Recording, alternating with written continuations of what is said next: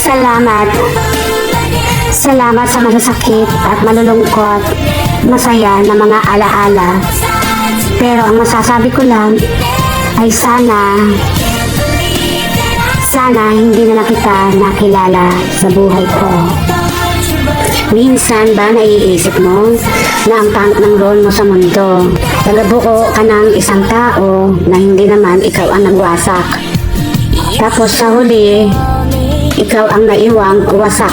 Tama nga siguro yung narinig ko. Kung sino pa pala yung taong binuo mo, ay siya pa mismo ang taong wawasak sa'yo. Kailangan natin tanggalin at sa kanila ang ating pagkahumaling. Oo, kailangan natin silang kalimutan. Kahit gaano pa kamahal. Kahit gaano pa natin sila kamahal.